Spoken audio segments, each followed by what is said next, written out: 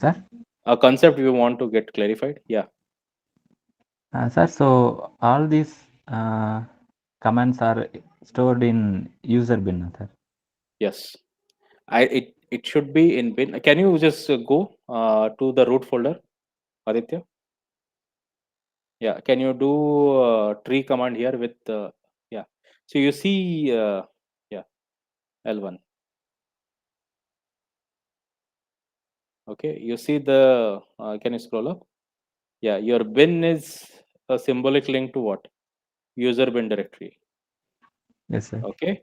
In some of the scenario, right? In some of the distributions, it will be under bin directory. So if you are in doubt, it is always uh, recommended that you look at something like tree command or ls command and see if there are symbolic links pointing to some other directory. Even if you put slash bin, right, it will automatically go to the user bin, and then whatever is the command, it will call from there basically. Same is with the lib directory.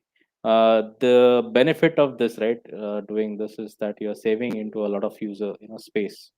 You're not repeating the same files in two different places. Even the sbin is under user sbin. So S stands for super user. Okay, whichever is your root uh, admin, right? His commands, you will not be able to access it, neither delete it. Yeah, this comes in handy whenever your system crashes and you have only root privileges, right? And you want to fix your system, so some certain set of tools will always be protected.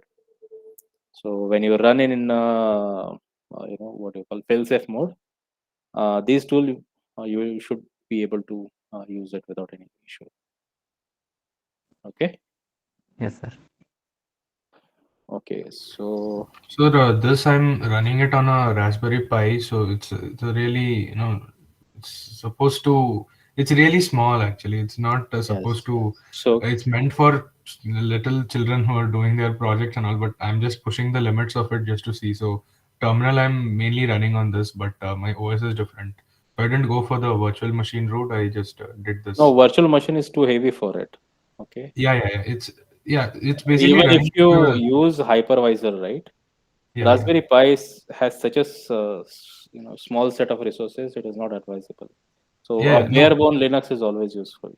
No, what I was saying that in my other computer, which Mm. has MX Linux, I Mm. had the option to run a virtual machine for Ubuntu, but I didn't do that. I just ran Linux on a Raspberry Pi. That's what I meant. Mhm, mhm, mhm. Uh, I I didn't intend to run a virtual machine because I wanted to test it out on this as well. And Mhm. actually, the meeting also I'm attending it from the Raspberry. Nice. Yeah. So you will also learn, how to. If you go through the books, right, which we discussed in the first lecture, right? If you go through them also, right, it will give you a good idea into how to make drivers also.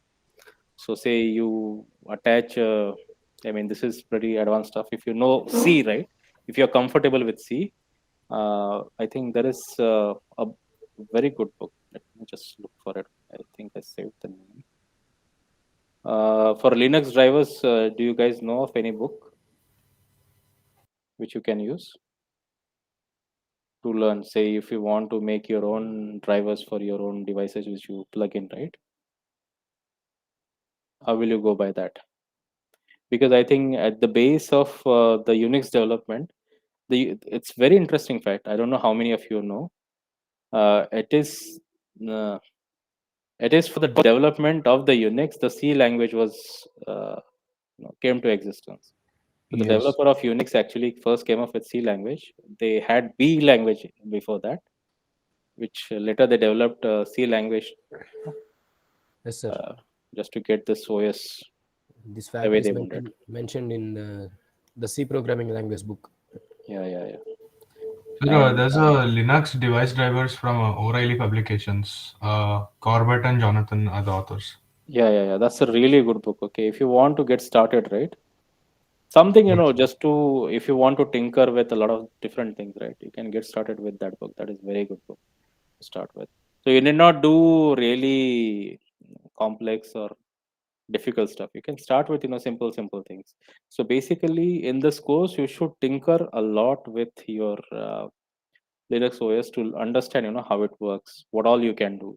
So, like for example, in this particular week one, right, we have only covered the file management. But because the scope of the subject, right, if I start talking about how storage works, how bits and bytes are being stored, and how actually inode works, how you can how different file system actually works, I feel that when you just go over the concept of the inode, like the first thing I should do is to learn how on a hardware side it works, and then what all different file system in different file system, how the filing system works basically is very interesting to read. I think in like you may need to refer to multiple books to get some of the ideas, but yeah, you can start there, and you can dig in more in depth. Yeah. So apart from that, what else other concept which were discussed in week one? Am I missing something important which was discussed? Copying and moving files in directories. Okay, so uh, relative link and what do you call? So can you give me an example of relative link from from your day-to-day context? Where the concept of relative link do you think in your daily routine life you experienced?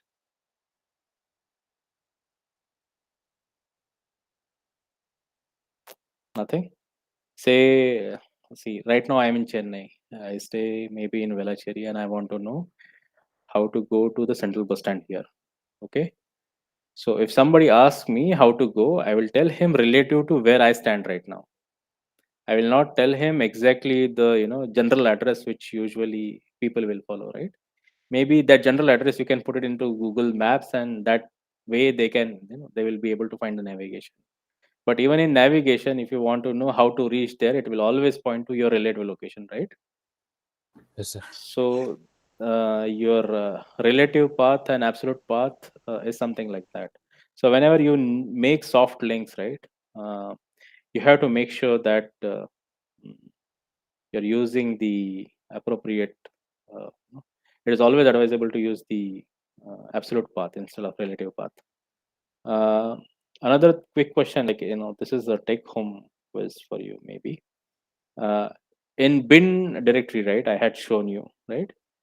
The same, like in a hard link, right? In a hard link, if the file is same, right? In hard link, basically, if you have three different links we saw in slash bin directory, I had, right? cd slash bin, and it was bzip, bunzip, or something like that, right? All three files had the same size because they were hard links, right? But why it is called by different name? If you execute that command, right, with different name, it will give you different output.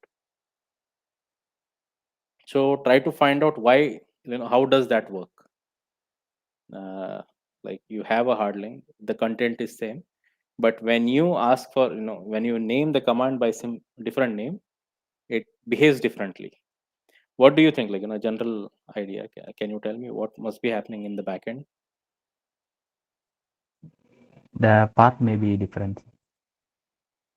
No, like path is same, right? It is going to the same location.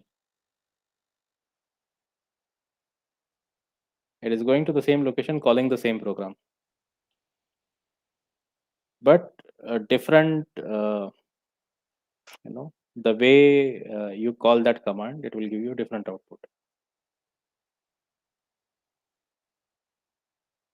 Anyone?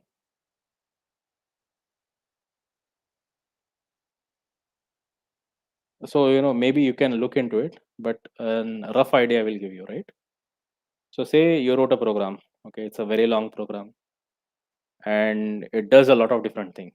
Okay, now maybe I want to keep the program same, but when I call that program by different name, it should behave differently. To ensure that it behaves differently when it is called by different name, I will incorporate that feature into my program.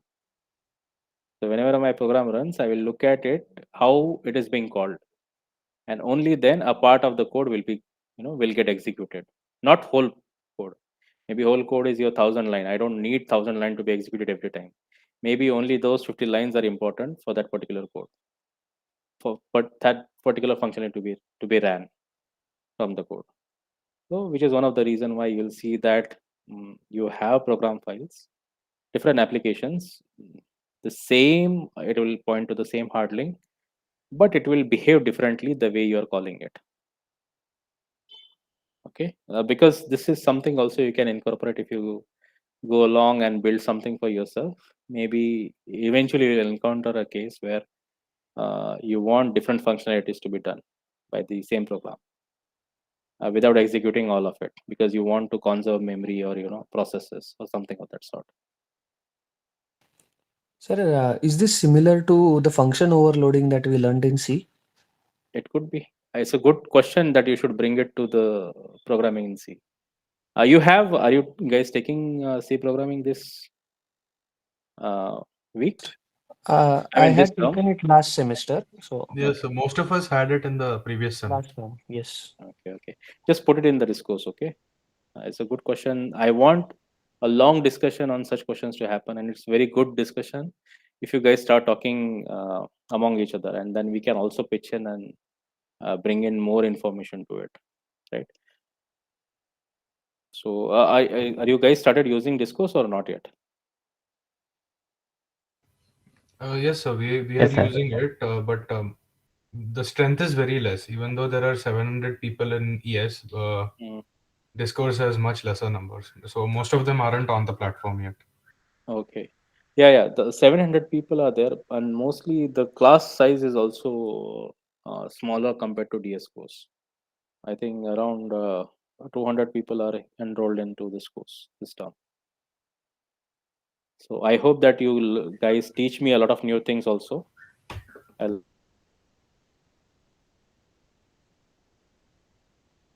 learn. Sir, Yeah, go ahead, Krishna. uh, I'm not still clear about what is a hypervisor. Okay. So what do you what do you remember regarding hypervisor? Uh, Like what is your perception from the lecture, right? You went through the lecture. What did you understand hypervisor would be mostly? um, it would be it would help something to do about with running the virtual machine. Okay. Does anyone want Uh, to add to this what an hypervisor is? Anyone? Like It what is your basically understanding allows of what a hypervisor is?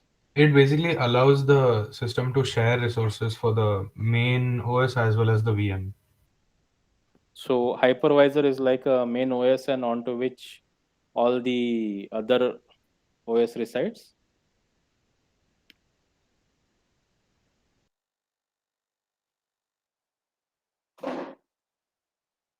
So there are two ways, right, to go by, like what professor talks about in the lecture, right? One was you have one single OS, right? Say for example, in your system right now, Windows is running.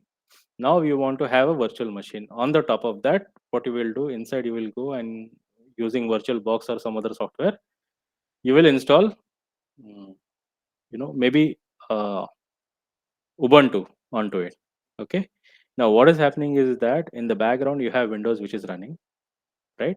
On the top of which is managing resources for your VirtualBox, right? Maybe for VirtualBox you have already assigned maybe 20 GB of space and maybe two cores for the VirtualBox and maybe 4 GB of RAM. You're taking it from your system. So what essentially is happening, Windows is also consuming some of the resources to maintain this OS, and this OS itself is supporting your Ubuntu OS. What hypervisor essentially does is that it is not an operating system. What it does, it sits on the top of your hardware, and you have set of resources divided upfront. So say you have a 16 core machine, 4 cores you want to give to each of the OS. So you have Ubuntu, you have maybe Windows, maybe you have Fedora, maybe you have some other OS which is running on the top of it. So all of these different OSs will have their own resources assigned to them. They will not share between them. That is what usually hypervisor is. So hypervisor is a software which sits on the top of your hardware, onto which all of these machines, all of these OSs can be installed. Okay, it can be OS, it can be many other things also, which essentially is allowing it to interact with the hardware resources. In typical OS, right, the key difference between that is that in Windows, right, you are using a lot of resources to what do you call, to see all the GUI, to see all of the background programs which Windows need to be run to maintain that GUI. All of that is consuming resources. In an hypervisor, you don't need to think about anything. Hypervisor is like a kernel which will manage resources for your OS. Like the kernel in terms of Unix, what or Linux, what it does is that it manages what all processes, what all functions, how the memory being allocated and everything. It takes care of that, right? But it only takes care for that particular OS, like Linux OS. Hypervisor can do it for multiple OSs. That is what an hypervisor is, basically. Is it clear? Yes, sir. So, Yeah. but when we close the Linux distro, then the whole hardware resources will be given back to the original OSs. No, no, no, nothing of that sort. So say in a system you are running 4 different OSs, right? Like the original example, and say Okay. you shut it down Ubuntu, unless and until you don't make it into a setting where the resources will be taken away from the shutdown OS and redistributed among the OSs which are running. It usually will not allow you to access to those resources. So if your Windows system is only allowed 4 cores and 4 GB RAMs, and that is only what you will get while you're running, it will remain the same no matter how many systems you will shut down. Imagine this, you're running into a server, right, in a remote server. And as an owner of that server company, you want to ensure that the users are not getting unnecessary resources, unpaid resources, not unnecessary, the resources they haven't paid for. So software like an hypervisor will help them a lot to manage that resources. Yeah, Yes, Madhur, sir. go ahead.